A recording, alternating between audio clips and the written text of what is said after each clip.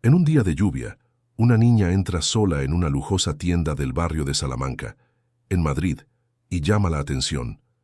La empleada intenta echarla delante de todos, pero algo inesperado sucede. Un simple gesto cambia el rumbo de la historia y toca el corazón de quienes lo ven. Si esta historia te ha interesado, no olvides suscribirte a nuestro canal y dinos desde qué ciudad nos estás viendo. Continuando. La lluvia caía sobre Madrid con una intensidad que parecía querer lavar no solo las calles, sino también las heridas invisibles que cada persona llevaba dentro de sí. Era una de esas tardes de invierno madrileño en las que el cielo se oscurece rápidamente y la gente corre desesperada en busca de refugio, protegiendo sus cabezas con bolsos, periódicos o cualquier cosa que encuentran por el camino. El tráfico se volvía aún más caótico, los claxones sonaban sin parar y la ciudad entera parecía entrar en un estado de emergencia ante la furia de la naturaleza. En el corazón del barrio de Salamanca, uno de los distritos más nobles de la capital, se erguía un elegante centro comercial conocido por sus escaparates sofisticados, tiendas de diseñadores internacionales y una clientela extremadamente selecta. Allí, entre escaparates iluminados y suelos de mármol que reflejaban las luces como espejos, circulaban solo personas de alto poder adquisitivo, empresarios de éxito, socialités y turistas extranjeros dispuestos a gastar fortunas en ropa y accesorios de lujo. Era un mundo aparte, una burbuja de prosperidad en medio de una ciudad marcada por contrastes sociales tan profundos como dolorosos. Dentro de aquel templo del consumo, la tienda Elegancia Masculina ocupaba un espacio privilegiado en el segundo piso.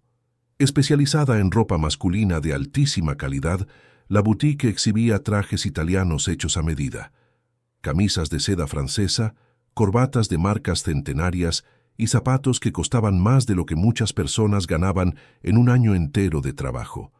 Las paredes estaban revestidas en tonos de gris y dorado.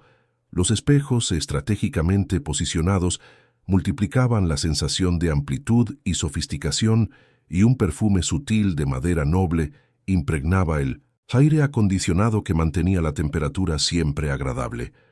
Aquella tarde lluviosa, Carmen Moreno, la principal dependienta de la tienda, organizaba meticulosamente una nueva colección de camisas que había llegado por la mañana. Con sus 42 años, el pelo recogido en un moño impecable y una sonrisa profesional que reservaba solo para clientes que parecían tener dinero, Carmen era conocida por su eficiencia, pero también por su frialdad. Para ella, trabajar en aquella tienda era más que un empleo, era un símbolo de estatus. Le gustaba poder decir que atendía a empresarios, políticos, futbolistas famosos e incluso a algunos artistas de televisión. Su filosofía era simple: tratar bien a quien lo merece, ignorar a quien no encaja en el estándar. Fue entonces cuando la puerta de cristal se abrió con un ligero crujido, acompañado por el sonido de gotas de agua golpeando el suelo. Carmen levantó los ojos automáticamente, preparada para recibir a otro cliente adinerado, pero lo que vio la hizo congelarse por un instante. Una niña pequeña, que no debía tener más de 5 o 6 años, entró tambaleándose en la tienda. Estaba completamente empapada, el pelo castaño pegado a su rostro pálido, el uniforme escolar azul y blanco calado hasta el punto de gotear incesantemente, formando pequeños charcos sobre el suelo de mármol que Carmen tanto se enorgullecía de mantener impecable. La niña temblaba visiblemente, no solo por el frío que ciertamente sentía, sino también por algo más profundo, un tipo de miedo y desorientación que parecía estar arraigado en cada movimiento vacilante que hacía. Sus ojos grandes y oscuros miraban a su alrededor con una mezcla de confusión y desesperación, como si estuviera buscando a alguien que nunca aparecía. En una de las manos sostenía una mochila infantil rosa que goteaba tanto como su ropa, y en la otra una pequeña bolsa de plástico transparente que parecía contener algunas pertenencias personales. La expresión de Carmen cambió instantáneamente. La sonrisa profesional desapareció, reemplazada por una mirada de irritación mal disimulada. Dejó las camisas que organizaba sobre el mostrador y caminó rápidamente hacia la niña, sus tacones haciendo un sonido seco y autoritario contra el suelo.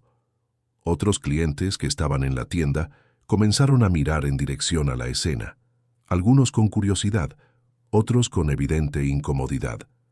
Carmen se detuvo a pocos pasos de la niña y se cruzó de brazos, asumiendo una postura que dejaba clara su insatisfacción. Su voz salió más alta de lo necesario, cargada de impaciencia y un toque de desprecio que ni siquiera intentó ocultar. Dijo que aquello no era una guardería, que los niños sin acompañante no podían quedarse deambulando por la tienda, que estaba ensuciándolo todo y ahuyentando a los clientes.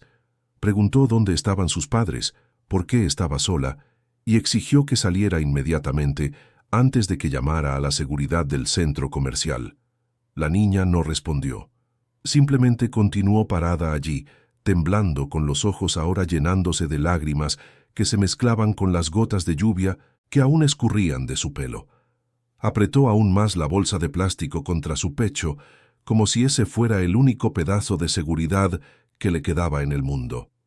Su boca se abrió ligeramente, como si quisiera decir algo, pero ningún sonido salió. Era evidente que estaba en shock, completamente perdida y demasiado asustada para reaccionar a las duras palabras que oía.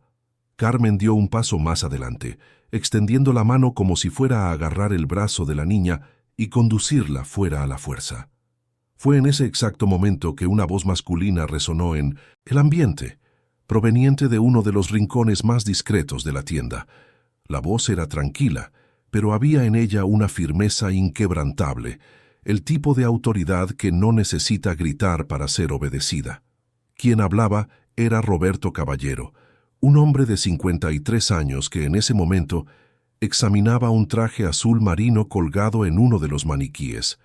Roberto era conocido en ciertos círculos empresariales como uno de los hombres más ricos de España. Heredero de una familia tradicional que había construido un imperio en el sector inmobiliario, expandió los negocios a áreas como tecnología, energía, renovable e inversiones financieras. Su fortuna se estimaba en miles de millones de euros, pero pocos lo reconocerían en las calles, pues siempre mantuvo un perfil discreto, evitando fiestas, eventos sociales y la exposición en los medios. Roberto era alto, de pelo canoso peinado hacia atrás, y ojos oscuros que transmitían inteligencia y una profundidad difícil de descifrar. Vestía siempre con elegancia, pero sin ostentación. Aquel día llevaba pantalones de sastre grises, una camisa blanca de lino y una chaqueta de cuero suave que combinaba perfectamente con su personalidad reservada. Era un hombre acostumbrado a controlar todo a su alrededor, a tomar decisiones difíciles sin dudar, pero también alguien que había perdido el contacto con emociones más sutiles a lo largo de los años. Su vida personal era un desierto emocional. Divorciado hacía más de 10 años, sin hijos, rodeado solo por empleados y socios, se había acostumbrado a vivir en una soledad funcional que hasta ese momento no le molestaba. Pero algo en aquella escena lo perturbó profundamente. Tal vez fuera la vulnerabilidad absoluta de la niña. Tal vez fuera la crueldad fría de la dependienta. Tal vez fuera algún recuerdo lejano de su propia infancia, cuando él también se sintió pequeño, invisible y abandonado en un mundo que no tenía paciencia para los niños que no encajaban.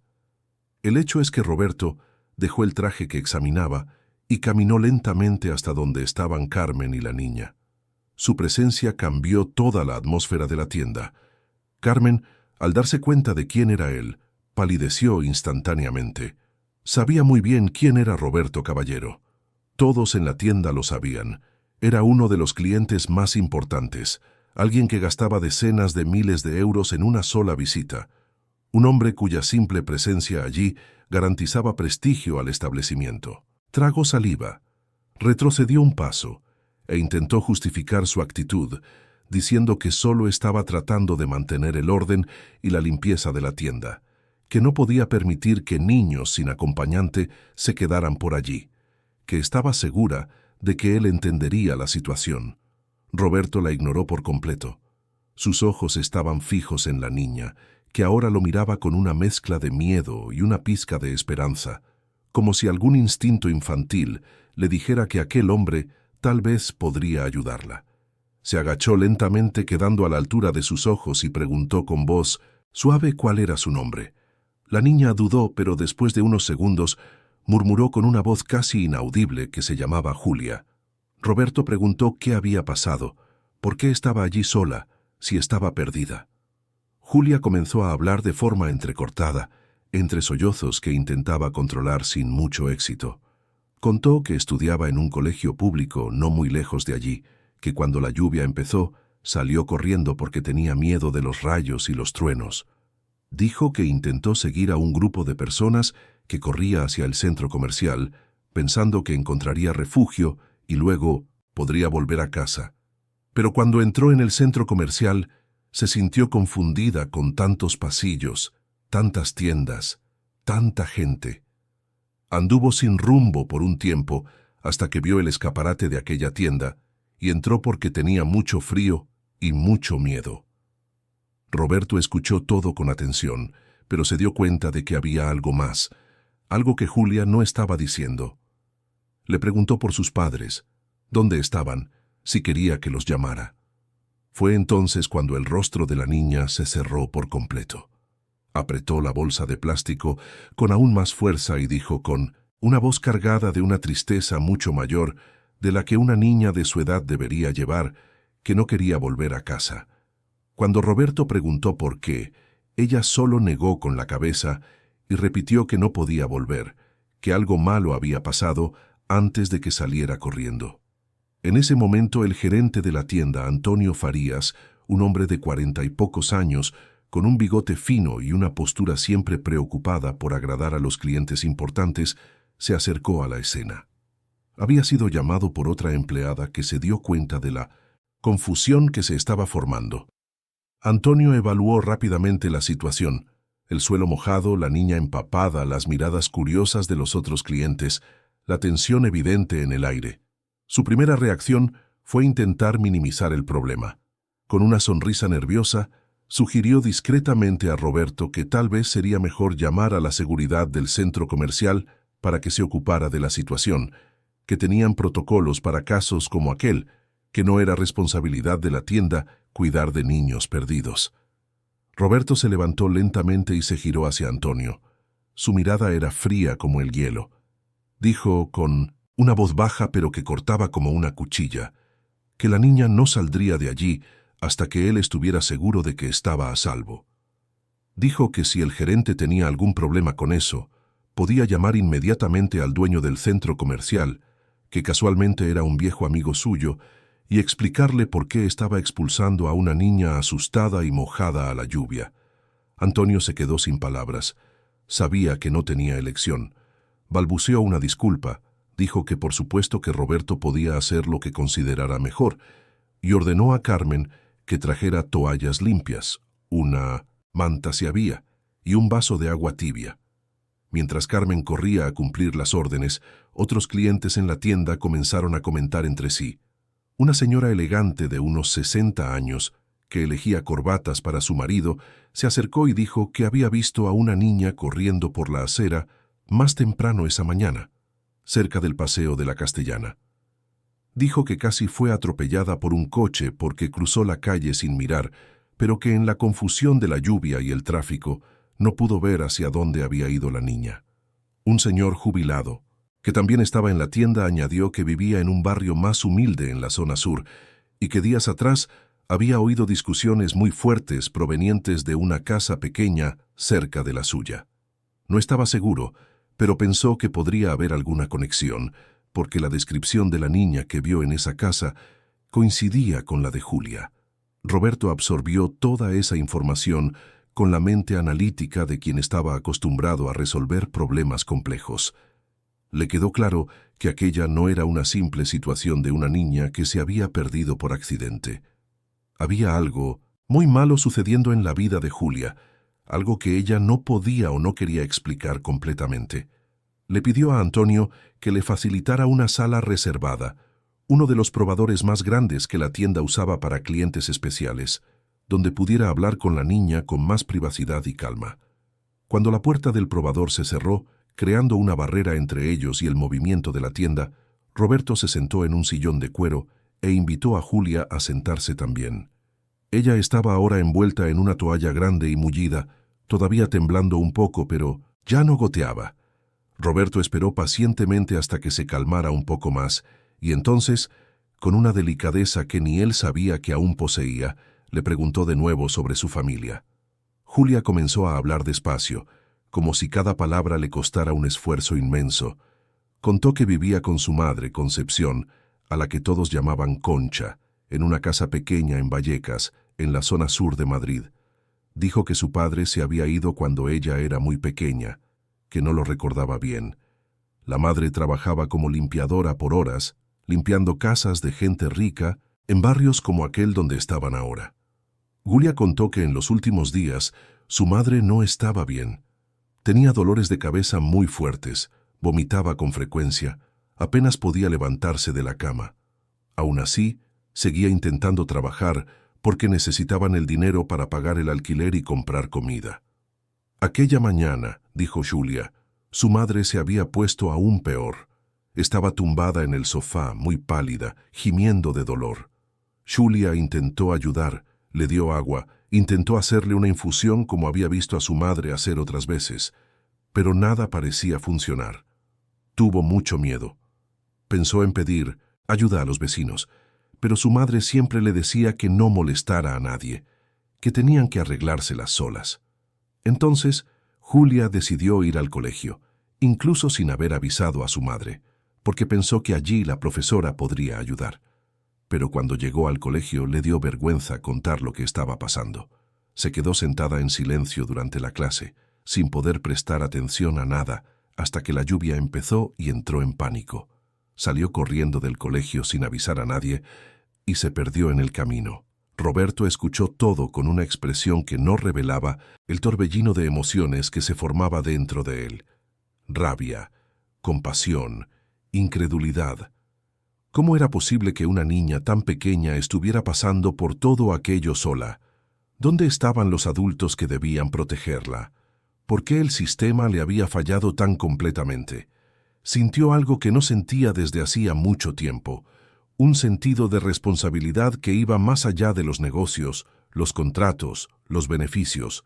Era algo personal, visceral, urgente. Le preguntó a Julia si sabía el nombre del hospital más cercano a su casa, si su madre tenía algún amigo o familiar que pudiera estar cuidándola ahora. Julia dijo que no sabía nada, que no tenía a nadie más que a su madre. Roberto entonces cogió su móvil y llamó a su asistente personal, un hombre llamado Marcelo, que trabajaba con él desde hacía más de 15 años y que estaba acostumbrado a lidiar con situaciones inusuales. Le explicó rápidamente la situación y le dio órdenes claras. Quería que Marcelo enviara inmediatamente a uno de sus guardias de seguridad de confianza, alguien discreto y eficiente, para que fuera a la dirección que Julia indicaría y verificara lo que estaba sucediendo.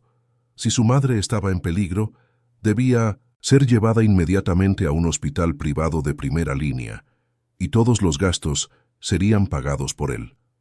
Si había señales de negligencia o peligro para la niña, debía llamar a las autoridades competentes.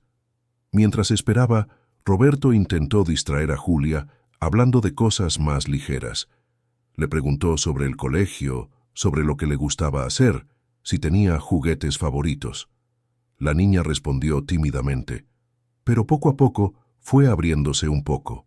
Dijo que le gustaba dibujar, que su profesora siempre elogiaba sus dibujos, que soñaba con tener una caja de lápices de colores grande como las que veía en las papelerías, pero que su madre no tenía dinero para comprarla.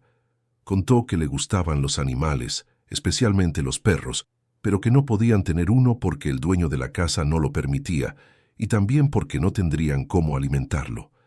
Habló con los ojos brillantes sobre una excursión que había hecho una vez con el colegio a un parque, donde vio patos nadando en un lago y comió palomitas por primera vez.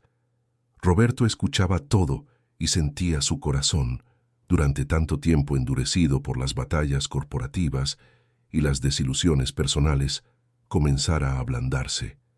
Había una pureza en aquella niña, una capacidad de encontrar alegría en las cosas más pequeñas, a pesar de todo el dolor y la dificultad que enfrentaba. Se sorprendió pensando en cómo su propia vida, con toda la riqueza y el confort, parecía vacía en comparación con la fuerza y la resiliencia que veía en aquella niña de apenas 5 años. Unos 40 minutos después, el móvil de Roberto sonó. Era Marcelo. Las noticias eran alarmantes. El guardia de seguridad había llegado a la dirección indicada por Julia y había hablado con los vecinos. Descubrió que la madre de Julia, Concha, había sido llevada de urgencia a un hospital público aquella mañana por algunos vecinos preocupados que la encontraron inconsciente dentro de casa. La niña aparentemente había salido antes de que eso sucediera y no vio nada. El estado de Concha era grave. Sufrió una crisis hipertensiva severa que podría haber tenido consecuencias aún más serias si no hubiera recibido atención a tiempo. Estaba ahora ingresada, pero en condiciones estables. Sin embargo, había más. Los vecinos contaron que en los últimos meses, algunos parientes lejanos de Concha habían comenzado a aparecer por la casa con frecuencia. Un cuñado, hermano del exmarido que había abandonado a la familia, y una prima lejana. Decían que estaban ayudando, pero los vecinos desconfiaban de sus intenciones. Comentaban que oían discusiones sobre dinero, sobre una herencia que Concha supuestamente habría recibido de una tía lejana, algo que ella nunca había mencionado antes. Algunos sospechaban que esos parientes estaban presionando a Concha para que firmara documentos, para que transfiriera propiedades, y que el estrés de esa situación pudo haber contribuido a su crisis de salud. Roberto colgó el teléfono con una expresión sombría. La situación era mucho más compleja y peligrosa de lo que había imaginado inicialmente. No era solo una niña perdida, no era solo una madre enferma. Había intereses oscuros en juego, personas aprovechándose de la vulnerabilidad de una mujer trabajadora y su hija pequeña. Sabía que no podía simplemente dejar que Julia volviera a esa situación sin garantizar que estaría protegida. Le explicó a Julia, de la forma más delicada posible, que su madre estaba en un hospital y que estaba siendo bien cuidada, que se pondría bien pronto. Vio el alivio inmediato en los ojos de la niña, seguido rápidamente por la ansiedad cuando preguntó si podía ir a ver a su madre. Roberto le prometió que sí, que irían juntos ahora mismo, pero que primero necesitaban tomar algunas precauciones para asegurarse de que todo estaría bien. Cuando Roberto salió del probador llevando a Julia en brazos, envuelta en la manta, un silencio respetuoso se apoderó de la tienda. Carmen, la dependienta que inicialmente había intentado expulsar a la niña, tenía los ojos rojos, claramente arrepentida de su actitud inicial. Otros clientes observaban la escena con expresiones de admiración y emoción. Antonio, el gerente, se acercó y ofreció su ayuda en lo que fuera necesario, claramente impresionado con la humanidad demostrada por uno de los hombres más poderosos que conocía. Roberto agradeció con un gesto de cabeza, pero no perdió tiempo. Dio instrucciones a Marcelo, que ya estaba esperando en el aparcamiento, para que preparara el coche para llevarlos al hospital donde Concha estaba ingresada. Antes de salir, sin embargo, se giró hacia los presentes en la tienda y dijo algo que quedaría grabado en la memoria de todos los que lo oyeron. Dijo que a veces la vida nos pone ante situaciones que ponen a prueba quiénes somos realmente, que revelan si tenemos o no el coraje de marcar la diferencia. Dijo que aquella niña entró en una tienda cara, mojada y asustada, y casi fue tratada como un problema a ser eliminado, pero que ella no era un problema, era una niña que necesitaba ayuda, y cualquier sociedad que no puede ver eso está condenada a perder su humanidad. Sus palabras resonaron en el sofisticado ambiente de la tienda de ropa masculina como un recordatorio incómodo de que, más allá de los escaparates brillantes y los precios exorbitantes, existía un mundo real, hecho de personas reales con dolores y necesidades reales. Roberto salió llevando a Julia, que ahora se aferraba a su cuello con una confianza que no había demostrado en mucho tiempo. En el coche, mientras cruzaban Madrid en dirección al hospital, Roberto miraba por la ventanilla las calles mojadas y la gente corriendo bajo la lluvia que finalmente comenzaba a amainar. Pensaba en cómo su vida había cambiado completamente en menos de 2 horas. Por la mañana, era solo un hombre rico cumpliendo su rutina de compras en tiendas de lujo. Ahora, era alguien que tenía una responsabilidad real, un propósito que iba más allá de acumular más ceros en su cuenta bancaria. Julia, apoyada en su hombro, finalmente había dejado de temblar.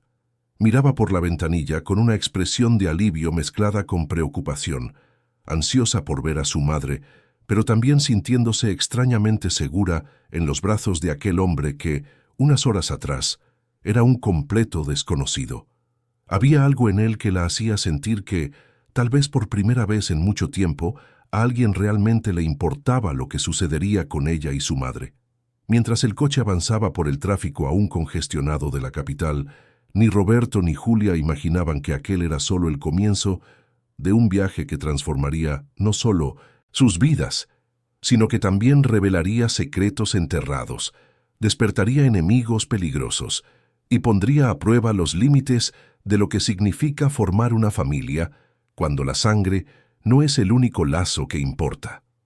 La tormenta de fuera estaba pasando, pero dentro de aquella historia que comenzaba a desarrollarse, otras tormentas mucho más intensas apenas comenzaban a formarse en el horizonte.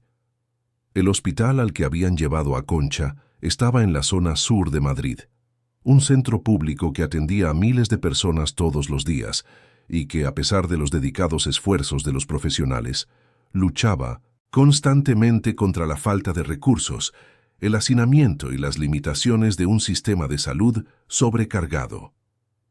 Cuando Roberto llegó con Julia en brazos, acompañado por Marcelo, la visión que encontraron fue desoladora.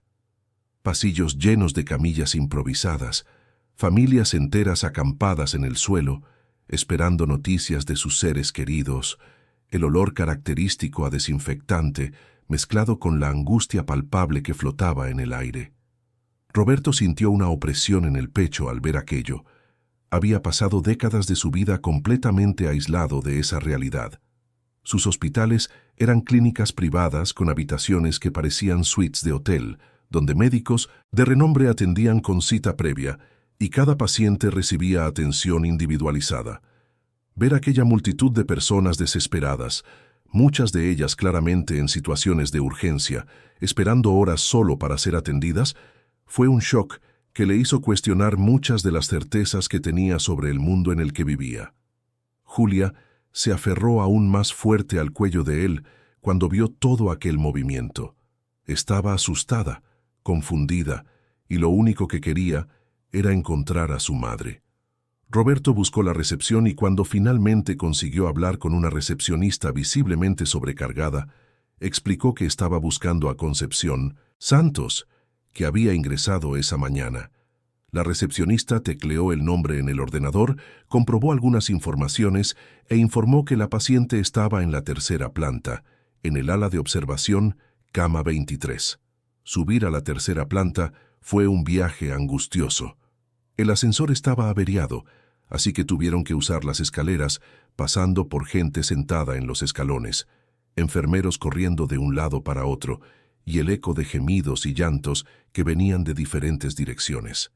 Cuando finalmente llegaron a la tercera planta, Roberto tuvo que negociar con la enfermera responsable del sector, una mujer de mediana edad con expresión cansada pero compasiva, para permitir que Julia entrara a ver a su madre fuera del horario de visitas. La enfermera, al ver el estado emocional de la niña, hizo una excepción. La cama 23 estaba separada de las otras solo por una fina cortina de plástico verde. Cuando Roberto apartó la cortina delicadamente, Julia vio a su madre tumbada en una cama estrecha, conectada a algunos monitores y con una bolsa de suero colgada al lado. Concha tenía 32 años, pero parecía mayor. Su rostro estaba pálido con profundas marcas de cansancio bajo los ojos, el pelo negro desordenado esparcido por la fina almohada.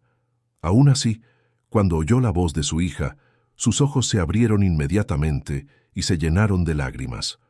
Julia corrió a los brazos de su madre y las dos se abrazaron con una intensidad que partió el corazón de Roberto. Concha acariciaba el pelo de su hija, murmuraba palabras de alivio mezcladas con preocupación, preguntaba dónde había estado, cómo había llegado hasta allí, si estaba herida, si alguien le había hecho algo. Julia, entre sollozos, intentaba explicarlo todo a la vez. Su huida del colegio, cómo se perdió en la lluvia, cómo entró en la tienda y cómo aquel hombre la ayudó. Fue entonces cuando Concha finalmente notó la presencia de Roberto, que permanecía discretamente cerca de la entrada, dando espacio al reencuentro entre madre e hija. Sus ojos se abrieron de par en par al verlo, y una expresión de confusión mezclada con gratitud se apoderó de su rostro. Roberto se presentó con sencillez, solo como Roberto, y explicó resumidamente cómo había encontrado a Julia, el estado en que se encontraba, y cómo se había tomado la libertad de traerla hasta allí para que pudieran reencontrarse. Concha intentó sentarse en la cama, pero un mareo la hizo tambalearse.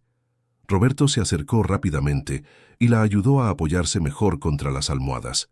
Ella le dio las gracias varias veces, con la voz entrecortada, diciendo que no sabía cómo corresponder a tanta bondad, que nunca imaginaría que alguien haría tanto por ellas. Roberto respondió que no era necesario agradecer, que cualquier persona con un mínimo de humanidad habría hecho lo mismo, aunque ambos sabían que eso no era verdad.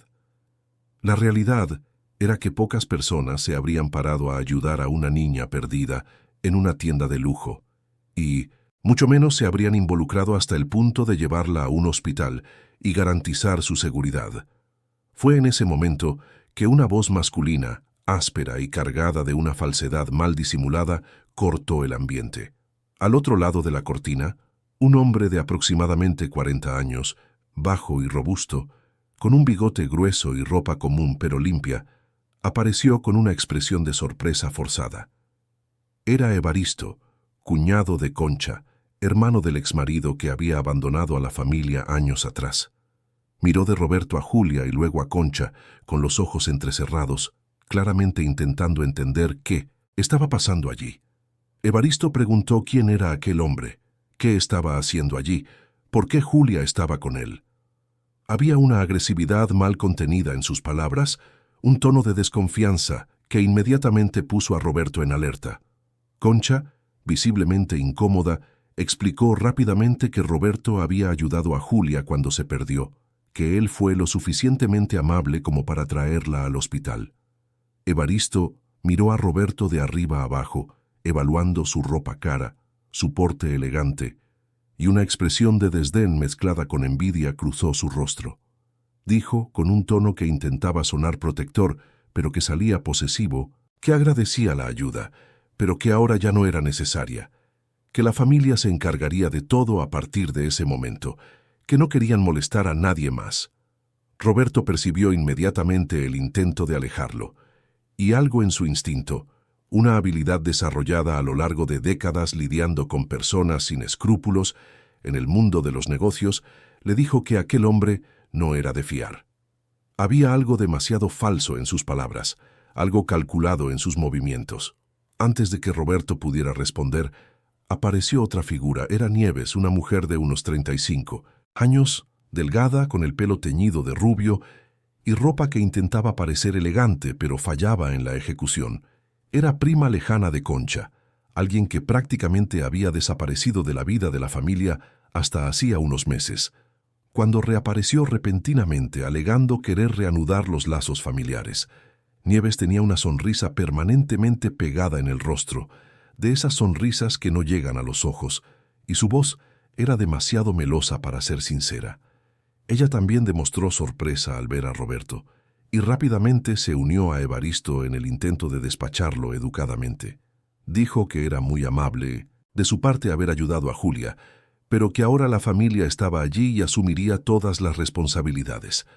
Agradeció efusivamente, pero de una forma que dejaba claro que consideraba su presencia como una invasión no deseada. Roberto los observaba a los dos con atención, notando la tensión que emanaba de ellos, la forma en que intercambiaban miradas rápidas entre sí, como si estuvieran comunicando algo sin palabras. Concha, en la cama, parecía extremadamente incómoda con la situación. Intentó suavizar la tensión, diciendo que Roberto era muy bienvenido y que a ella le gustaría tener la oportunidad de agradecérselo adecuadamente. Pero Evaristo cortó sus palabras, diciendo que ella necesitaba descansar, que los médicos habían sido claros sobre la necesidad de tranquilidad, que muchas visitas no serían buenas para su recuperación. Nieves asintió prontamente, añadiendo que ellos ya habían hablado con los médicos y que asumirían todos los cuidados necesarios con Concha y Julia. Roberto estaba a punto de despedirse, respetando lo que parecía ser el deseo de la familia, cuando Julia hizo algo que lo cambió todo. Se giró hacia él, todavía en los brazos de su madre, y dijo con una voz pequeña pero firme que no quería que se fuera. Dijo que él era la única persona que había sido realmente amable con ella, que tenía miedo del tío Evaristo y la tía Nieves porque siempre decían cosas que ella no entendía, pero que hacían llorar a su madre. Las palabras salieron con la honestidad brutal que solo los niños poseen, sin filtros, sin política. El silencio que siguió fue pesado y embarazoso. Evaristo se puso rojo, claramente irritado por la inocente revelación de Julia. Nieves intentó reír nerviosamente, diciendo que los niños siempre dicen cosas sin sentido cuando están cansados y asustados. Pero Concha cerró los ojos por un momento, y cuando los abrió de nuevo, había en ellos una determinación que no estaba allí antes. Miró a Roberto y le pidió, con una voz que temblaba pero que cargaba una sinceridad absoluta, si podía quedarse un poco más, si no le importaría escucharla unos minutos. Evaristo y Nieves intentaron protestar, pero Concha los interrumpió con una firmeza sorprendente para alguien en su estado. Dijo que necesitaba hablar con Roberto en privado, que era importante, y que le gustaría que le dieran esa privacidad. Los dos se resistieron, pero ante la insistencia de Concha y la imponente presencia de Roberto, acabaron retrocediendo. Salieron del área de la cama con expresiones cerradas, pero no antes de que Evaristo dijera que esperarían fuera y que volverían pronto, una advertencia velada que no pasó desapercibida para nadie. Cuando finalmente se quedaron solos, Concha sostuvo la mano de Julia con fuerza y miró a Roberto con ojos que suplicaban comprensión. Comenzó a contar su historia, y a medida que las palabras fluían, el rompecabezas comenzaba a armarse en la mente analítica de Roberto. Concha explicó que había estado casada con Rogelio, hermano de Evaristo, un hombre que pensaba amar pero que, poco a poco, demostró ser irresponsable, alcohólico e incapaz de mantener ningún trabajo por más de unos meses. Cuando Julia nació, Rogelio se volvió aún más distante, hasta que un día simplemente desapareció, dejándola sola con un bebé y sin ningún apoyo financiero. Durante años, Concha trabajó incansablemente como limpiadora, por horas para mantener a su hija. Limpiaba 3, a veces 4 casas al día. Se levantaba antes del amanecer y volvía a casa cuando ya estaba oscuro. Julia pasaba muchas horas sola. Aprendió desde pequeña a arreglárselas, a calentar comida en el microondas, a hacer las tareas del colegio, sin ayuda. Era una vida dura, pero se tenían la una a la otra, y eso era suficiente. Concha nunca pidió ayuda a nadie, y mucho menos a la familia de Rogelio, que siempre la trató con desprecio por venir de un origen humilde. Todo cambió hacía unos 3 meses. Una tía lejana de Concha, una señora que vivía en el campo y con quien tenía poco contacto, falleció. Para sorpresa de todos, esta tía dejó un testamento en el que decía que Concha era una de sus herederas.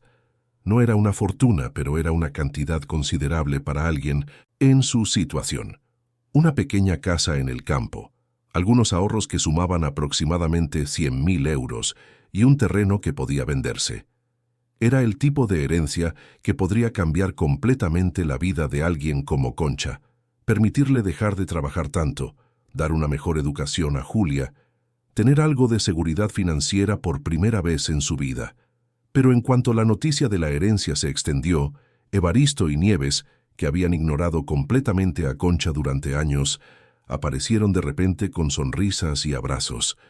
Dijeron que querían ayudar, que la familia era importante, que Concha no Debería tener que lidiar con toda la burocracia sola.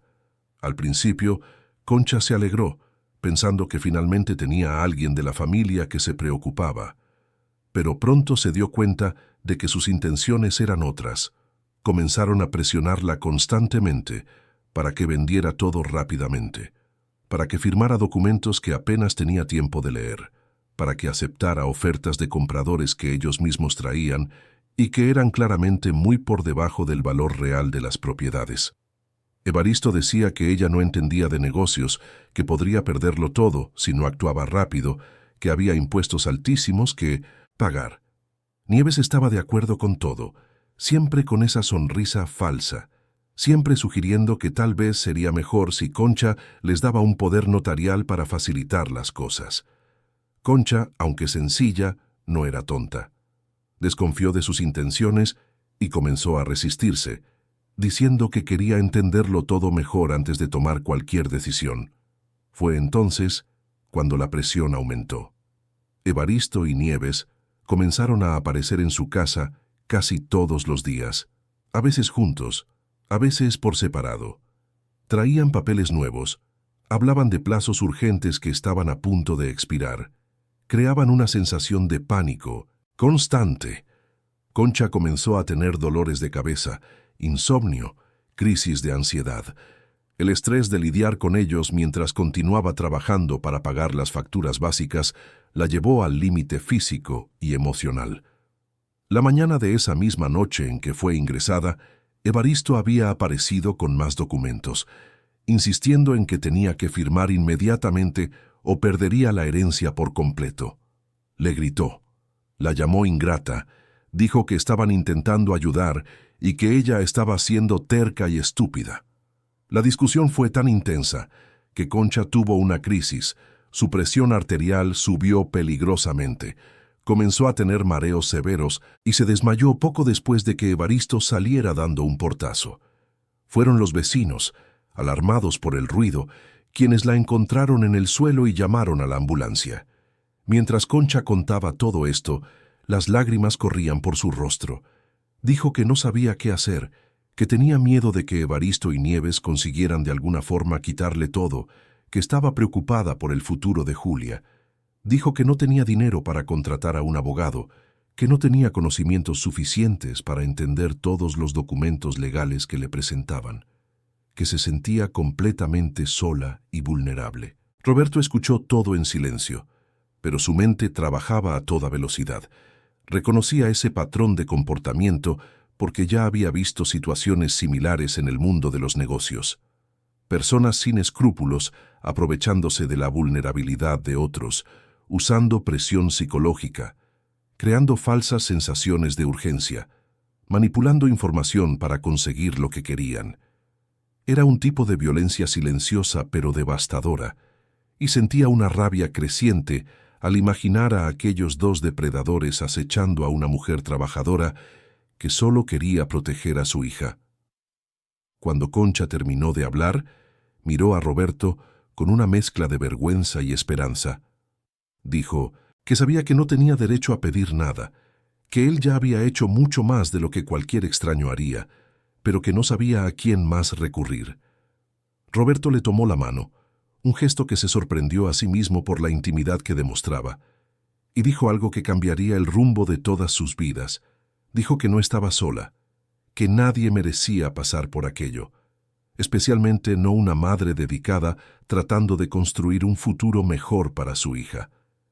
Dijo que él tenía recursos, conocimientos y contactos que podrían ayudarla a resolver esa situación de la manera correcta. Ofreció pagar por uno de los mejores abogados especializados en derecho de sucesiones de Madrid, alguien que podría revisar todos los documentos, proteger los intereses de Concha y garantizar que Evaristo y Nieves no consiguieran aprovecharse de ella. Concha intentó negarse, diciendo que no podía aceptar tanta generosidad, que no tendría cómo devolvérselo. Pero Roberto insistió, explicando que aquello no era caridad, era justicia. Dijo que tenía más dinero del que podría gastar en varias vidas, y que por primera vez en mucho tiempo tenía la oportunidad de usar sus recursos para algo que realmente importaba. Dijo que ver a Julia en aquella tienda, asustada y sola, había despertado algo en él que pensaba haber perdido hacía mucho tiempo, un sentido de propósito que iba más allá del beneficio y la acumulación de riqueza. Julia, que había escuchado toda la conversación en silencio, abrazada a su madre, miró a Roberto con ojos grandes y llenos de gratitud. Preguntó, con esa inocencia que derretía cualquier resistencia, si eso significaba que él sería como una familia para ellas ahora. La pregunta pilló a Roberto completamente desprevenido. Se quedó sin palabras por un momento, sintiendo algo moverse en su pecho, una emoción que no podía nombrar pero que era poderosa y abrumadora. Antes de que pudiera responder, la cortina se abrió bruscamente. Evaristo y Nieves habían vuelto, y sus expresiones dejaban claro que habían oído al menos parte de la conversación. Evaristo estaba furioso, su rostro rojo y los puños cerrados. Nieves intentaba mantener la compostura, pero había veneno en sus ojos. Comenzaron a acusar a Roberto de meterse donde no lo llamaban, de intentar aprovecharse de la situación, de querer robar la herencia que por derecho debería quedar en la familia.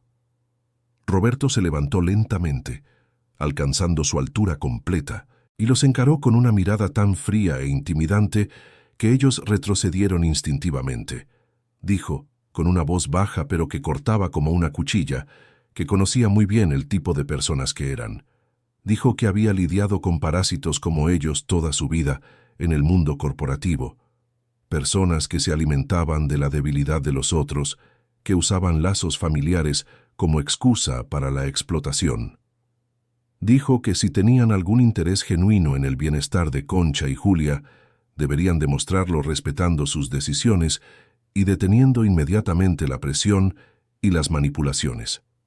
Evaristo, recuperando un poco del valor, dijo que Roberto no sabía nada, que ellos eran familia y que tenían todo el derecho de participar en las decisiones. Nieves añadió, con esa voz melosa que escondía mal la amenaza, que tal vez sería mejor para todos si Roberto no se involucraba en asuntos que no le concernían, que a veces los extraños con buenas intenciones acababan causando más problemas que soluciones. Fue entonces cuando Marcelo, el asistente de Roberto, que se había quedado discretamente fuera, apareció con información que cambió toda la dinámica de la situación. Había usado el tiempo de espera para hacer algunas investigaciones rápidas, algo que Roberto le había pedido discretamente por mensaje. Marcelo informó que había descubierto que Evaristo tenía un historial de deudas considerables, incluyendo préstamos con usureros, y que Nieves había sido procesada 2 veces por estafa, en casos que involucraban falsificación de documentos y apropiación indebida de herencias. Ambos tenían precedentes que planteaban serias dudas sobre sus verdaderas intenciones. Si estuvieras en el lugar de Concha, ¿habrías aceptado la ayuda de Roberto o habrías intentado resolverlo todo sola? Cuéntanos en los comentarios. El impacto de estas revelaciones fue devastador. Concha se puso pálida, su mano volando hacia su boca en shock. Julia no entendía completamente lo que estaba pasando, pero percibía la tensión que llenaba el aire. Evaristo y Nieves se quedaron paralizados, sus máscaras de preocupación familiar desmoronándose por completo. Evaristo intentó argumentar que aquello eran mentiras, que alguien estaba tratando de difamarlos, pero su voz fallaba y su lenguaje corporal lo traicionaba. Roberto dijo que no quería crear una escena en el hospital, que respetaba demasiado a los profesionales que trabajaban allí y a los otros pacientes que necesitaban tranquilidad. Pero dejó absolutamente claro que a partir de ese momento, cualquier intento de Evaristo y Nieves de presionar, manipular o amenazar a Concha sería tratado con todas las herramientas legales disponibles. Dijo que ya había instruido a sus abogados para que prepararan una orden de alejamiento si era necesario y que no dudaría en hacer pública toda la información sobre los historiales criminales y las deudas de los dos si no retrocedían inmediatamente. La amenaza era clara, y Roberto tenía los recursos para cumplirla. Evaristo y Nieves lo sabían. Intercambiaron miradas rápidas, una comunicación silenciosa cargada de rabia y frustración. Nieves intentó una última jugada, volviéndose hacia Concha y apelando emocionalmente, diciendo que eran familia, que la sangre era más importante que el dinero, que no debería confiar en extraños. Pero Concha, fortalecida por la presencia de Roberto y por la revelación de la verdad sobre aquellos que decían preocuparse por ella, encontró un coraje que no sabía que poseía. Dijo, con una voz que temblaba pero que no vacilaba, que quería que se fueran. Dijo que no quería volver a verlos, que todas las futuras comunicaciones sobre la herencia se harían a través de abogados. Dijo que habían perdido cualquier derecho a llamarse familia, cuando eligieron poner la codicia por encima de la compasión. Sus palabras eran simples, pero cargaban el peso de años de explotación y falta de respeto, finalmente siendo confrontados. Evaristo y Nieves no tuvieron más remedio que irse. Lo hicieron lanzando miradas venenosas tanto a Concha como a Roberto, prometiendo silenciosamente que aquello no había terminado. Pero por el momento estaban derrotados, sus máscaras arrancadas y sus verdaderas intenciones expuestas para que todos las vieran. Cuando finalmente salieron, un silencio aliviado pero exhausto se apoderó del pequeño espacio alrededor de la cama. Concha comenzó a llorar, pero eran lágrimas de alivio mezcladas con gratitud. Agradeció a Roberto repetidamente, llamándolo un ángel, enviado por Dios, un milagro que apareció cuando más lo necesitaba. Roberto, incómodo con tal devoción, intentó minimizar su acción, pero sabía en el fondo que aquel día había sido un punto de inflexión, no solo para Concha y Julia, sino también para él mismo. Había vivido décadas en un mundo de lujo y poder, donde cada decisión era calculada para maximizar beneficios y minimizar riesgos. Pero aquel día, por primera vez en mucho tiempo, había tomado una decisión basada puramente en la empatía y la justicia. Y el sentimiento que eso le trajo era más gratificante que cualquier negocio exitoso, más satisfactorio que cualquier número adicional en su cuenta bancaria. Mientras la noche caía sobre Madrid y las luces de la ciudad comenzaban a encenderse fuera, Roberto se sentaba en una silla al lado de la cama de Concha, con Julia durmiendo en su regazo, y se daba cuenta de que su vida había cambiado irrevocablemente. Había entrado ese día como un hombre solitario en busca de un traje nuevo. Estaba saliendo como alguien con una responsabilidad real, con personas que dependían de él, con un propósito que iba mucho más allá de sí mismo. Y aunque aún no sabía todos los desafíos que vendrían, todas las batallas que tendría que librar para proteger a esa pequeña familia que había adoptado, una cosa era segura: nunca más sería el mismo hombre que era cuando se despertó aquella mañana lluviosa de invierno madrileño. Las semanas que siguieron a aquel encuentro en el hospital trajeron cambios profundos en la vida de todos los involucrados. Roberto había cumplido su promesa y contratado a la doctora Beatriz Mendoza, una de las abogadas más respetadas de Madrid, en lo que respecta al derecho de sucesiones y protección patrimonial. Beatriz era una mujer de 50 años, de pelo corto y canoso, gafas de montura moderna y una reputación de ser implacable cuando defendía a sus clientes. En solo 2 semanas había conseguido desmantelar por completo los intentos de Evaristo y Nieves de apropiarse de la herencia de Concha. Los documentos que habían presionado a Concha para que firmara fueron analizados minuciosamente y resultaron ser trampas jurídicas elaboradas para transferir gran parte de los bienes a cuentas controladas por ellos, bajo pretextos falsos de tasas administrativas y pagos de deudas inexistentes. Beatriz consiguió revertirlo todo, garantizar que los verdaderos valores de las propiedades se establecieran a través de tasaciones independientes e iniciar procesos contra Evaristo y Nieves por intento de estafa y coacción. El mensaje estaba claro: esos dos no se acercarían más a Concha y Julia sin enfrentar consecuencias legales severas. Concha había recibido el alta del hospital tras una semana de ingreso y seguimiento médico. Los médicos diagnosticaron que su crisis había sido resultado de un estrés extremo, combinado con una hipertensión no tratada. Roberto, discretamente, se encargó de que fuera seguida por un cardiólogo privado y se aseguró de que tuviera acceso a todos los medicamentos necesarios. Cuando Concha intentó negarse, diciendo que ya estaba recibiendo demasiada ayuda, Roberto fue inflexible. Dijo que no era opcional, que su salud era fundamental para Julia y que no permitiría que el orgullo pusiera en riesgo el bienestar de ninguna de las dos. La relación entre Roberto y aquella pequeña familia se convirtió en algo que nadie, incluido él mismo, había anticipado. Empezó visitando el hospital a diario, siempre trayendo algo para Julia, un libro para colorear, un juguete sencillo, chocolates. La niña se había apegado a él de una forma que era a la vez conmovedora y aterradora para Roberto, que nunca había tenido hijos, y no sabía bien cómo manejar aquella confianza absoluta que ella depositaba en él. Julia lo llamaba tío Roberto, y cada vez que él llegaba, su rostro se iluminaba con una sonrisa que le encogía el corazón de una manera que no podía explicar. Cuando Concha recibió el alta y volvió a su casa en Vallecas, Roberto insistió en visitarlas. La primera vez que llegó a aquel barrio fue un shock para él. Las calles estrechas y mal pavimentadas, casas pequeñas pegadas unas a otras, niños jugando descalzos en solares.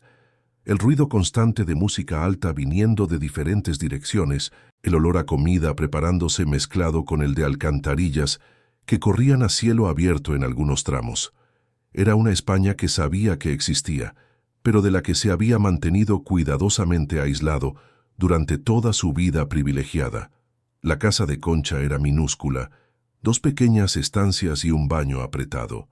Las paredes tenían manchas de humedad, el techo presentaba grietas, los muebles eran viejos y remendados múltiples veces, pero estaba limpia, organizada con el máximo cuidado posible, y había un calor humano allí que las mansiones de Roberto nunca tuvieron. Concha se sintió visiblemente avergonzada cuando él entró, disculpándose por el tamaño de la casa, por la pobreza del lugar. Roberto, sin embargo, se sentó en el sofá gastado como si estuviera en su propia sala de estar y dijo que el valor de un hogar no estaba en los muebles o el tamaño, sino en las personas que vivían en él y en el amor que compartían. Fue durante estas visitas que Roberto comenzó a conocer a Concha no solo como una víctima que necesitaba ser protegida, sino como una mujer fuerte, inteligente y llena de dignidad, a pesar de todas las dificultades que había enfrentado. Hablaba de sus sueños para Julia, de cómo quería que su hija estudiara, que tuviera oportunidades que ella nunca tuvo, que conociera un mundo más allá de aquellas calles estrechas. Hablaba de su trabajo como limpiadora, de las casas que limpiaba, de cómo a veces era tratada como invisible por las personas para las que trabajaba, pero cómo había aprendido a mantener la cabeza alta y la dignidad intacta. Roberto, por su parte, comenzó a abrirse de una forma que se sorprendió a sí mismo. Contó sobre su propia infancia, algo que raramente compartía con nadie.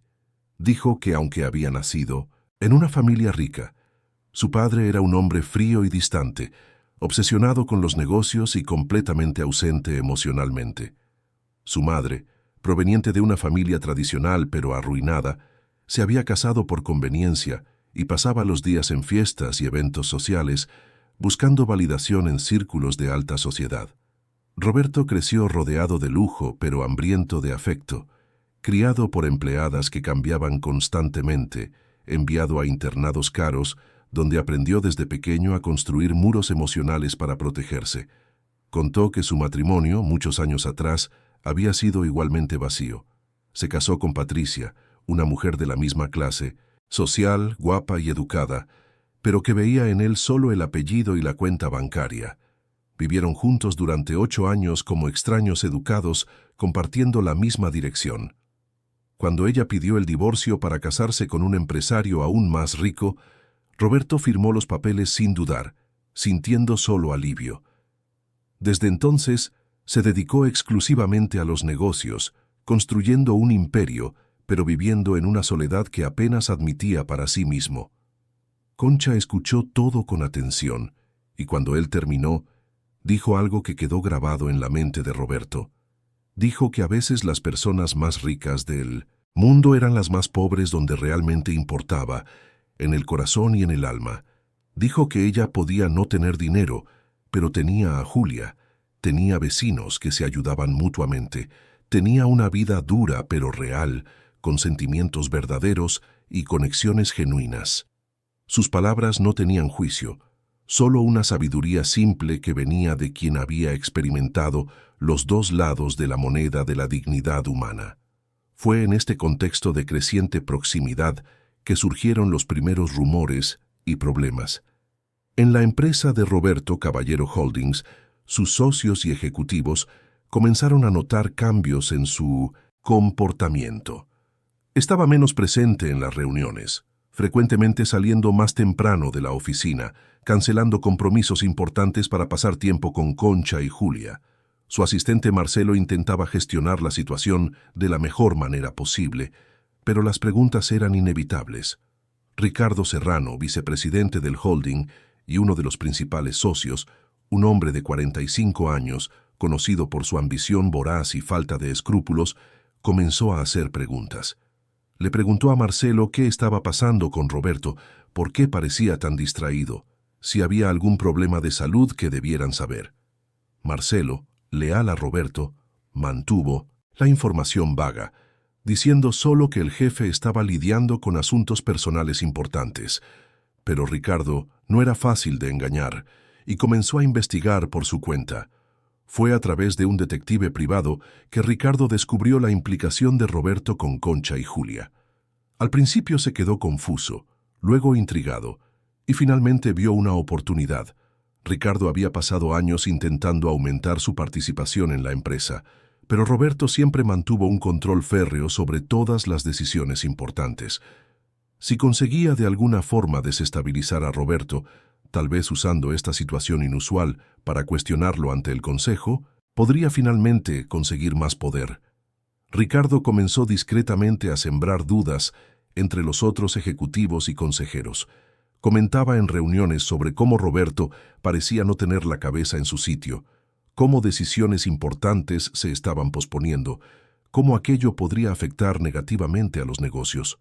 Sugería, con falsa preocupación, que tal vez Roberto estaba pasando por algún tipo de crisis, que tal vez necesitaba tomarse una licencia, que alguien debería asumir temporalmente para garantizar la estabilidad de la empresa.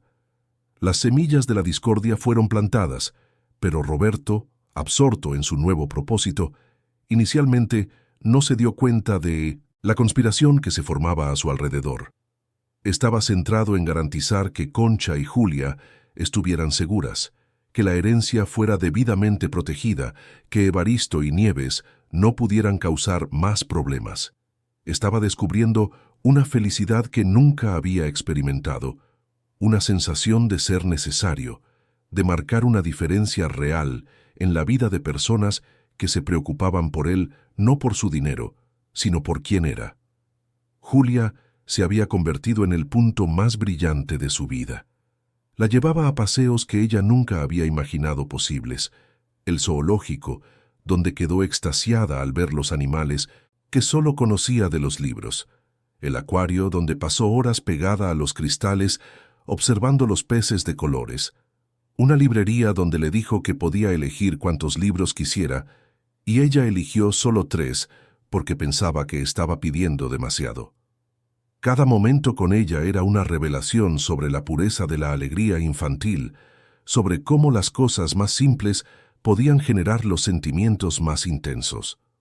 Fue durante uno de estos paseos, en un parque municipal, donde Julia jugaba en los columpios mientras Roberto y Concha conversaban en un banco cercano, que algo cambió entre ellos. Concha estaba hablando de sus planes futuros, de cómo con la herencia finalmente resuelta, podría tal vez abrir un pequeño negocio, algo relacionado con la limpieza pero como propietaria y no como empleada. ¿Cómo podría dar estabilidad a Julia? Estaba emocionada, sus ojos brillaban con esperanza renovada, y Roberto se sorprendió observando no solo sus palabras, sino su rostro, la forma en que su sonrisa transformaba completamente su expresión, la belleza natural que la dureza de la vida no había logrado borrar. Concha se dio cuenta de su mirada y se sintió súbitamente tímida, preguntando si pasaba algo. Roberto dijo que no, que solo estaba feliz de verla así. feliz y llena de planes. Hubo un momento de silencio cargado de algo que ninguno de los dos estaba preparado para nombrar, una atracción que iba más allá de la gratitud o la compasión, pero que ambos sabían que era demasiado complicada para ser simplemente reconocida. Venían de mundos completamente diferentes. Sus vidas eran incompatibles en casi todos los aspectos prácticos y aún así había una conexión genuina que crecía cada día. Fue en esa época que Evaristo y Nieves, furiosos por su derrota legal y financiera, decidieron contraatacar de otra forma. Si no podían tener la herencia, podrían al menos causar problemas y tal vez encontrar otra forma de lucrarse con la situación. Empezaron a esparcir rumores en el barrio donde vivía Concha, diciendo que se había vendido a un hombre rico, que estaba usando a su hija para conseguir dinero, que había abandonado su clase y sus raíces. Los rumores eran crueles y completamente falsos, pero algunos vecinos, movidos por la envidia o la simple malicia, comenzaron a creerlos y a difundirlos aún más.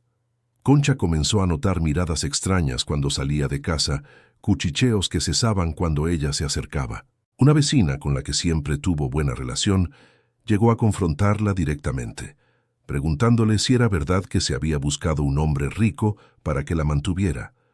Concha intentó explicar la verdad, pero se dio cuenta de que algunas personas ya habían decidido creer la versión que era más escandalosa, más dramática. El dolor de aquella traición comunitaria fue profundo, porque aquellas eran personas con las que había compartido años de su vida, con las que había dividido dificultades y pequeñas alegrías. Cuando Roberto se enteró de los rumores, se enfureció.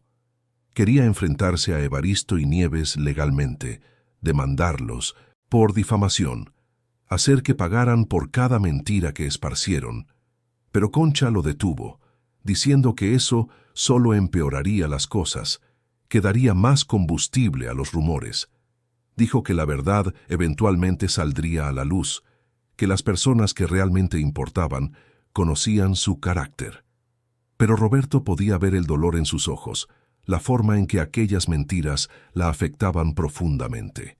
Fue entonces cuando Roberto tomó una decisión que sorprendió a todos. Le ofreció a Concha que ella y Julia se mudaran a una casa que él poseía en un barrio mejor, una propiedad pequeña pero cómoda, que llevaba meses vacía. Dijo que no era caridad, que ella podría pagar un alquiler simbólico si eso la hacía sentir mejor, pero que no tenía sentido que continuaran en un lugar donde estaban siendo juzgadas y maltratadas. Dijo que Julia merecía crecer en un ambiente seguro, donde pudiera jugar sin peligro, donde Concha no tuviera que preocuparse por su seguridad cada noche. Concha se quedó dividida. Por un lado, la oferta era tentadora, significaba una mejora enorme en su calidad de vida. Por otro, tenía miedo de lo que la gente diría, de cómo se interpretaría, de estar creando una dependencia de Roberto que podría ser perjudicial a largo plazo. Expresó sus preocupaciones honestamente, y Roberto las escuchó con respeto.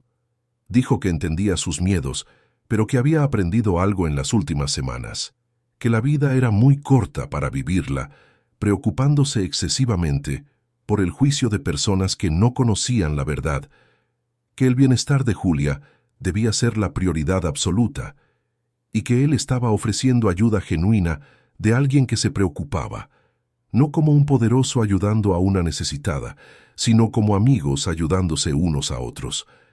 La palabra amigos quedó suspendida en el aire, y ambos sabían que se estaba volviendo inadecuada para describir lo que sentían el uno por el otro, pero también sabían que reconocerlo abriría una serie de complicaciones que ninguno de los dos estaba preparado para enfrentar. Así que dejaron la palabra allí, insuficiente pero segura, una barrera temporal contra sentimientos que crecían fuera de control. Mientras tanto, en Caballero Holdings, la conspiración de Ricardo Serrano ganaba fuerza. Había logrado convencer a 3 de los 7 miembros del consejo de que había problemas serios con la gestión de Roberto, que estaba descuidando sus responsabilidades, que la empresa estaba en riesgo. Había convocado una reunión extraordinaria del consejo para discutir el asunto. Sin informar a Roberto adecuadamente, sobre la verdadera naturaleza del orden del día. Era una emboscada corporativa clásica, el tipo de maniobra política que ocurría en las salas de reuniones de empresas de todo el mundo cuando la ambición y el oportunismo se encontraban. Marcelo descubrió el plan solo un día antes de la reunión, a través de una secretaria leal que escuchó conversaciones que no debería. Inmediatamente informó a Roberto, quien inicialmente se quedó incrédulo. Luego vino la rabia, seguida de una fría determinación. Roberto había construido esa empresa desde cero, transformando una herencia ya sustancial en un imperio multimillonario. No permitiría que Ricardo ni ningún otro oportunista le quitara lo que era suyo, especialmente no usando su humanidad renovada como arma contra él. La noche antes de la reunión del consejo, Roberto tuvo una larga conversación con Concha. Le explicó la situación, cómo había subestimado la malicia de personas que creía conocer, cómo su relación con ella y Julia estaba siendo utilizada para cuestionarlo profesionalmente. Dijo que tendría que luchar, que tendría que demostrar que podía equilibrar su vida personal y sus responsabilidades profesionales, que la batalla sería difícil pero necesaria. Concha escuchó todo y luego le tomó las manos. Dijo que si él necesitaba alejarse de ellas para proteger lo que había construido, ella lo entendería. Dijo que ya estaban inmensamente agradecidas por todo lo que había hecho, que sobrevivirían si él necesitaba volver completamente a su mundo. Pero Roberto negó con la cabeza firmemente. Dijo que durante años había vivido solo para los negocios, acumulando riqueza y poder, pero perdiendo su humanidad en el proceso. Dijo que conocer a Concha y Julia le había devuelto algo que ni siquiera sabía que había perdido, y que no estaba dispuesto a renunciar a eso, ni por Ricardo Serrano ni por nadie. Dijo que lucharía, no solo por la empresa, sino por el derecho a vivir una vida completa, una vida que incluyera tanto el éxito profesional como las conexiones humanas reales. Dijo que estaba cansado de vivir en un mundo donde el valor se medía solo en ganancias y pérdidas, donde las relaciones eran solo transacciones y donde los sentimientos eran vistos como debilidades. Dijo que iba a demostrar a Ricardo y a todos los demás que era posible tener éxito en los negocios y aún así tener un corazón, que las dos cosas no eran mutuamente excluyentes. Concha sonrió y había orgullo en esa sonrisa. Dijo que creía en él, que sabía que era lo suficientemente fuerte para enfrentar cualquier batalla. Dijo que ellas estarían allí, animándolo, listas para apoyarlo en lo que pudieran. Y en ese momento, sentados en la pequeña sala de la humilde casa, rodeados por la sencillez y la honestidad de aquel ambiente, Roberto se sintió más fuerte y más preparado que si estuviera en su lujosa oficina rodeado de caros asesores. La tormenta se estaba formando en múltiples frentes. Evaristo y Nieves seguían tramando formas de vengarse y lucrarse con la situación. Ricardo Serrano preparaba su jugada final para tomar el control de la empresa. Los rumores en el barrio continuaban envenenando la reputación de Concha. Y en medio de todo esto, 3 personas, Roberto, Concha y Julia, intentaban construir algo genuino y valioso en un mundo que parecía determinado a destruir cualquier cosa que se pareciera a la bondad desinteresada. Pero si había algo que aquellas últimas semanas le habían enseñado a Roberto, era que las batallas más importantes no se libraban en salas de reuniones o documentos legales. Se libraban en el corazón, en la determinación de proteger a quienes amamos, en el coraje de elegir la humanidad en lugar de la conveniencia. Y él estaba listo para librarlas todas, sin importar cuántos adversarios surgieran en el camino. La noche caía sobre Madrid, y con ella venían promesas de revelaciones, enfrentamientos y decisiones que cambiarían el destino de todos los involucrados de formas que nadie aún podía prever completamente. La sala de reuniones del 23º piso de Caballero Holdings estaba cargada de una tensión casi palpable cuando Roberto entró exactamente a las 9 de la mañana. Vestía uno de 1900 sus trajes más impecables, un azul marino que transmitía autoridad absoluta, y su expresión era de una calma glacial que todos los que lo conocían sabían que era más peligrosa que cualquier demostración de rabia. Los 7 miembros del consejo ya estaban sentados alrededor de la enorme mesa de caoba, y el silencio que se hizo cuando entró fue ensordecedor. Ricardo Serrano estaba en la cabecera opuesta, con una sonrisa confiada que apenas podía ocultar su satisfacción anticipada. A su lado estaban sus 3 aliados: Mario Hurtado, un inversor que siempre había resentido la influencia de Roberto; Elena Cardoso, una empresaria que veía en la situación una oportunidad para expandir su propia red de influencia; y Jorge Tavares, un abogado corporativo cuya lealtad siempre fue cuestionable. Los otros 3 miembros del consejo mantenían expresiones neutras, claramente esperando a ver cómo se desarrollaría la situación antes de elegir bando. Roberto se sentó tranquilamente en su silla, cruzó los dedos sobre la mesa y esperó. Ricardo, ansioso por tomar el control de la narrativa, se aclaró la garganta y comenzó a hablar. Dijo que esa reunión había sido convocada porque había preocupaciones legítimas sobre la gestión reciente de la empresa, sobre decisiones que se posponían, sobre la ausencia frecuente del presidente en reuniones cruciales, sobre rumores de relaciones personales que podrían comprometer su juicio y, por extensión, la reputación de la empresa. Ricardo habló durante casi 15 minutos, construyendo un caso que parecía sólido superficialmente. Presentó estadísticas de reuniones a las que Roberto había faltado, decisiones que se habían pospuesto, contratos que tardaron más de lo normal en finalizarse.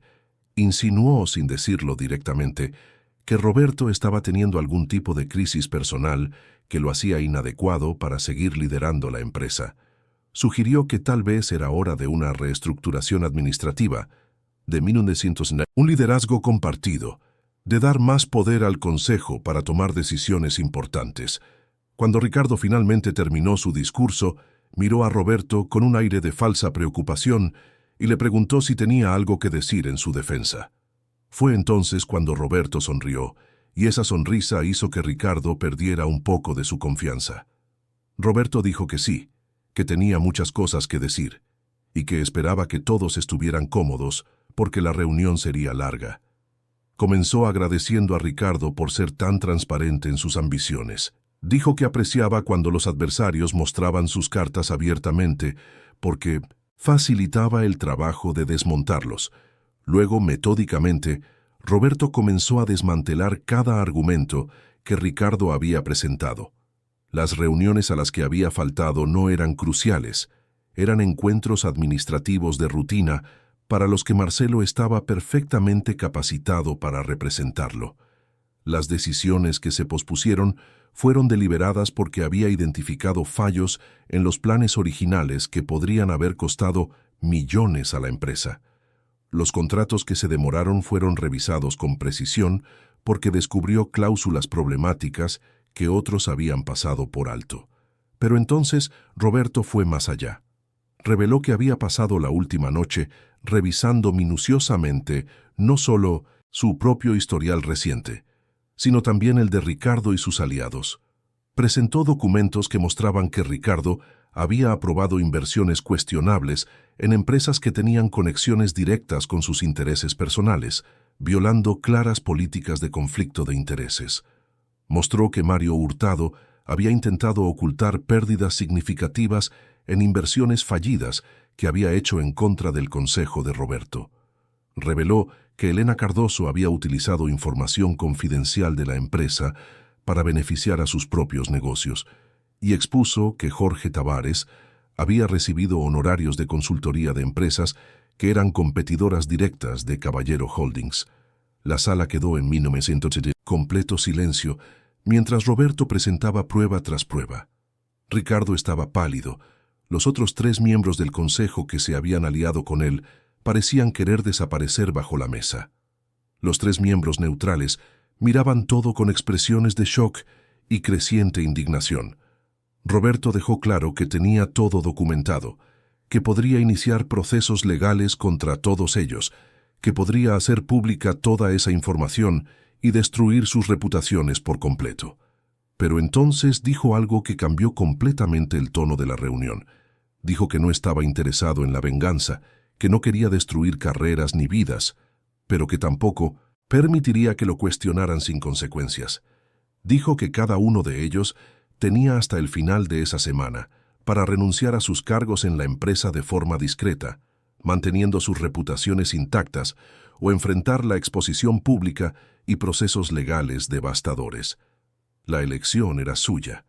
Ricardo intentó balbucear una defensa, pero Roberto lo cortó con una mirada helada. Dijo que su tiempo para hablar había terminado, que a partir de ese momento sería solo un ejemplo más de cómo la ambición sin ética lleva a la autodestrucción. Ricardo salió de la sala de reuniones tambaleándose, seguido por los otros 3 conspiradores. Los 3 miembros del consejo que habían permanecido neutrales se quedaron, y Roberto conversó con ellos durante 1 hora más, explicando su visión para el futuro de la empresa, asegurando que su presencia reciente, aunque diferente, no había comprometido en absoluto su capacidad de liderazgo. Cuando finalmente dejó el edificio de la empresa, Roberto sintió que se le quitaba un peso inmenso de encima. Había protegido lo que construyó, pero más importante aún, lo había hecho sin renunciar a su humanidad recién redescubierta. No necesitaba elegir entre tener éxito en los negocios y ser una persona decente. Podía ser ambas cosas, y lo demostraría todos los días si era necesario. Pero mientras Roberto ganaba su batalla en el mundo corporativo, otra tormenta se estaba formando. Evaristo y Nieves, desesperados y furiosos por sus pérdidas, habían decidido hacer una última jugada arriesgada. No podían conseguir la herencia de Concha legalmente, pero descubrieron algo que pensaban que podrían usar como palanca. A través de sus investigaciones y conversaciones con gente del barrio, descubrieron que Julia nunca había sido registrada adecuadamente en el registro civil. Solo había un registro de nacimiento básico, pero varios documentos importantes faltaban o eran incorrectos. Buscaron a un abogado sin escrúpulos que les dijo que, técnicamente, siendo Evaristo hermano del padre biológico de Julia, podría presentar una solicitud de custodia, alegando que Concha no tenía condiciones adecuadas para criar a la niña. No importaba que Rogelio, el padre, hubiera abandonado a la familia, o que Evaristo nunca hubiera mostrado interés alguno por Julia hasta que apareció la herencia. En el sistema judicial sobrecargado y lleno de lagunas, a veces lo absurdo prosperaba. Presentaron la solicitud de custodia en un juzgado de distrito, alegando que Concha se encontraba en una situación de vulnerabilidad, que había tenido problemas de salud graves, que vivía bajo la influencia de un hombre desconocido, que Julia estaba en riesgo. Fabricaron testigos que juraron haber visto situaciones inadecuadas, crearon un caso que, sobre el papel, parecía tener sustancia. Cuando la notificación llegó a Concha, entró en pánico absoluto. La idea de perder a Julia, su razón de vivir, lo único que importaba en su vida, era más aterradora que cualquier otra cosa que hubiera enfrentado. Llamó a Roberto llorando desesperadamente, apenas capaz de formar frases coherentes. Él estaba en una reunión cuando recibió la llamada, pero salió inmediatamente y fue directo a su casa. Cuando llegó encontró a Concha en el suelo de la pequeña sala, sosteniendo los papeles de la notificación y temblando incontrolablemente. Julia estaba a su lado, asustada y confundida, intentando consolar a su madre pero sin entender lo que estaba pasando. Roberto se arrodilló a su lado, tomó los documentos y los leyó con atención. La furia que sintió fue diferente a cualquier cosa que hubiera experimentado antes. No era la ira fría y calculada de los negocios, era algo primario, visceral. La furia de alguien que ve a los que ama ser atacados de la forma más cruel posible. Le dijo a Concha que eso no sucedería, que movería cielo y tierra para garantizar que Julia permaneciera donde pertenecía, con su madre. Inmediatamente llamó a la doctora Beatriz Mendoza, quien movilizó a todo su equipo para trabajar en el caso. Pero Beatriz fue honesta. Dijo que aunque el caso de Evaristo era débil y se basaba en mentiras, el sistema judicial era impredecible, especialmente cuando se trataba de la custodia de menores. Habría una audiencia, un juez decidiría, y hasta entonces había riesgos reales. Roberto no aceptaría correr riesgos. Decidió que era hora de hacer algo que llevaba semanas considerando, pero que no había tenido el valor de proponer. Llamó a Concha para hablar en privado, le pidió a un vecino de confianza que cuidara de Julia por unas horas y llevó a Concha a una cafetería tranquila, lejos del barrio donde pudieran hablar sin interrupciones.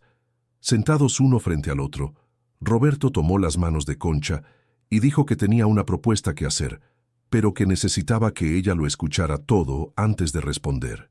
Dijo que en las últimas semanas su vida había cambiado de formas que nunca imaginó posibles. Dijo que Julia le había devuelto una alegría y un propósito que pensaba haber perdido para siempre. Dijo que Concha le había mostrado lo que significaba la fuerza real, la dignidad real, el amor real. Dijo que cuando estaba con ellas se sentía completo de una forma que nunca había experimentado en todos sus años de riqueza y éxito. Entonces dijo que quería proponerle matrimonio, no por conveniencia, no solo para proteger a Julia del proceso de custodia, aunque eso era un beneficio claro, sino porque se había enamorado por primera vez en su vida de una forma real y profunda, de esa mujer increíble sentada frente a él. Dijo que sabía que venían de mundos diferentes, que había obstáculos prácticos y emocionales que superar, pero que también sabía que lo que sentían era genuino y valía la pena luchar por ello. Concha se quedó sin palabras por un largo momento. Las lágrimas comenzaron a rodar por su rostro mientras procesaba lo que acababa de oír. Dijo que también se había enamorado de él, que intentó negarlo, que pensó que era imposible, que alguien como ella nunca podría pertenecer a su mundo. Dijo que tenía miedo de no ser suficiente, de que un día él se despertara y se diera cuenta de que había cometido un error, de que Julia sufriera si las cosas no salían bien. Roberto dijo que entendía todos esos miedos, que él también los tenía, pero que había aprendido algo importante en las últimas semanas, que la vida era muy corta para vivirla con miedo, que los mayores arrepentimientos no vienen de las cosas que hacemos, sino de las que dejamos de hacer. Dijo que sí, que habría desafíos, que la gente juzgaría, que tendrían que aprender a navegar mundos diferentes, pero que lo harían juntos como una familia real. Concha lo miró profundamente a los ojos y vio una sinceridad absoluta. Vio a un hombre que se había transformado, que había elegido la humanidad sobre la conveniencia, el amor sobre la soledad, y dijo que sí. Dijo que sí al matrimonio, sí a construir una vida juntos, sí a enfrentar lo que viniera con coraje y unión. Se abrazaron allí, en esa sencilla cafetería. Dos personas, de mundos completamente diferentes, pero conectadas por algo más fuerte que cualquier diferencia social o económica pudiera separar. La noticia del inminente matrimonio cambió por completo la dinámica legal del caso de custodia.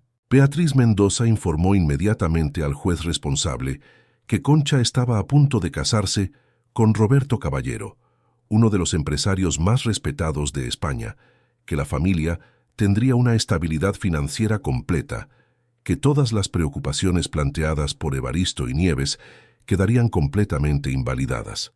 Más que eso, presentó todas las pruebas de sus intentos anteriores de defraudar la herencia, sus antecedentes penales, sus motivos claramente financieros para buscar la custodia. En la audiencia, que tuvo lugar 2 semanas después, el contraste era flagrante. Por un lado, Evaristo y Nieves, con su abogado barato, tratando de mantener una farsa que se estaba desmoronando. Por el otro, Concha junto a Roberto, representada por una de las mejores abogadas del país, con una documentación impecable que demostraba que Julia estaba en un ambiente amoroso, seguro y estable. Los falsos testigos que Evaristo había reclutado se contradijeron bajo interrogatorio, y quedó claro para todos en la sala que aquello era un intento desesperado y malintencionado de causar daño. La jueza, una mujer experimentada de 60 años que había visto de todo en su carrera, no tardó ni 15 minutos en deliberar. No solo denegó por completo la solicitud de custodia de Evaristo, sino que también ordenó que él y Nieves pagaran todas las costas del proceso y que fueran investigados por intento de fraude procesal. Hizo hincapié en decir, en su decisión oral, que era indignante ver a personas utilizando el sistema de protección de menores para fines personales y financieros, y que esperaba que enfrentaran todas las consecuencias legales de sus acciones. Cuando salieron del juzgado, Concha abrazó a Julia con tanta fuerza que la niña se quejó de que no podía respirar, pero se reía mientras lo decía. Roberto se quedó observando a las dos, su nueva familia, y sintió una paz que nunca había conocido. La batalla estaba ganada. Evaristo y Nieves finalmente habían sido derrotados de forma definitiva, sus intentos de explotación expuestos y castigados. La herencia de Concha estaba a salvo, su custodia de Julia estaba garantizada, y un nuevo capítulo comenzaba para todos ellos. La boda tuvo lugar un mes después, en una ceremonia pequeña pero hermosa, en un jardín que Roberto poseía en su propiedad en las afueras de Madrid. No había cientos de invitados, no había ostentación innecesaria.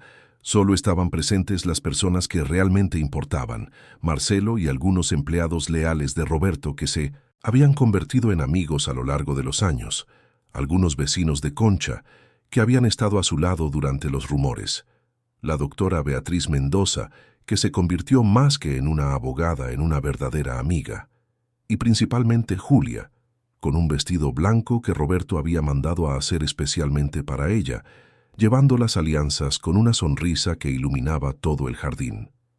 Cuando Roberto y Concha intercambiaron los votos, no hubo nada ensayado o artificial.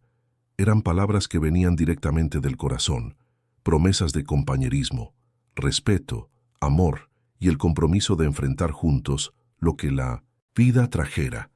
Cuando se besaron como marido y mujer, los aplausos fueron sinceros y las lágrimas de alegría abundantes. Julia corrió a abrazarlos, y los tres se quedaron allí, una familia nacida no de la sangre, sino de elecciones conscientes y amor genuino. Los meses que siguieron trajeron ajustes y aprendizajes. Concha tuvo que acostumbrarse a un estilo de vida completamente diferente, aprender a navegar eventos sociales donde antes solo había entrado como empleada, lidiar con miradas y comentarios de personas que cuestionaban si estaba con Roberto por el dinero. Roberto tuvo que aprender a estar más presente emocionalmente, a compartir no solo recursos, sino también vulnerabilidades, a ser padre para Julia de formas que iban mucho más allá de proveer materialmente. Julia floreció de maneras que nadie podría haber previsto.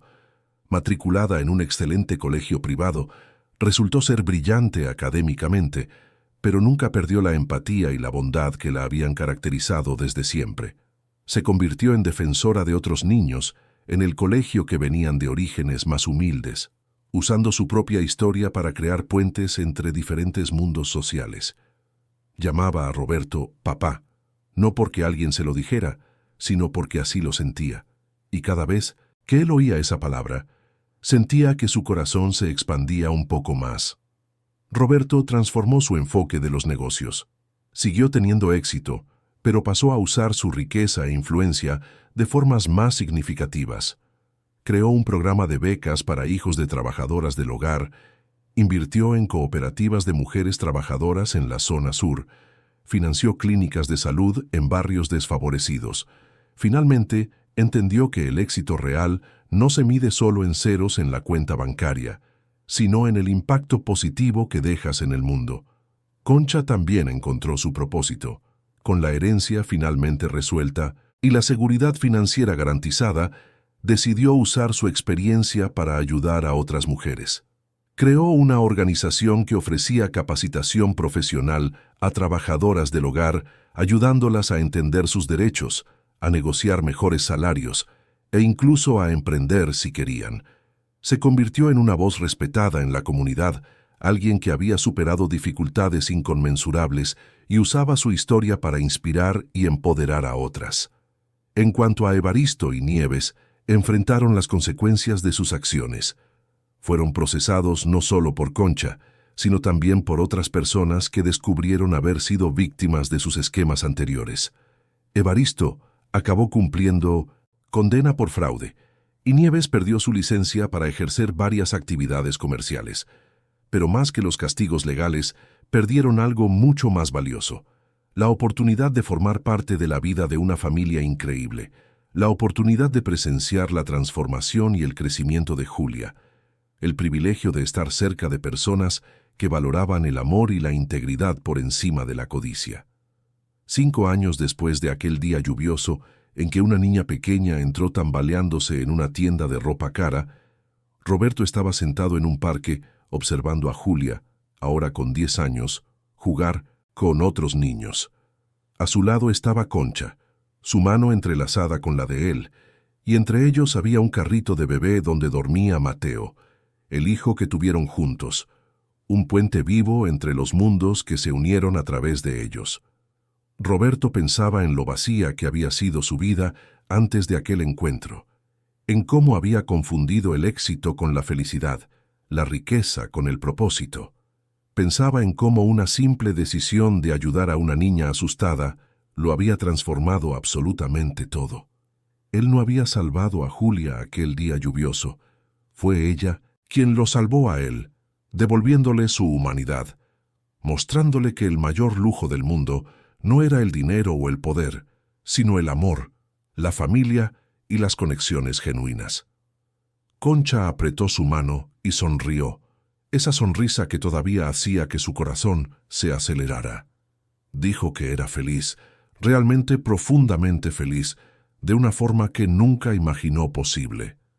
Dijo que a veces todavía se despertaba pensando que todo era un sueño, que tendría que volver a la realidad de limpiar casas ajenas y preocuparse por si tendría dinero para comprar comida a fin de mes.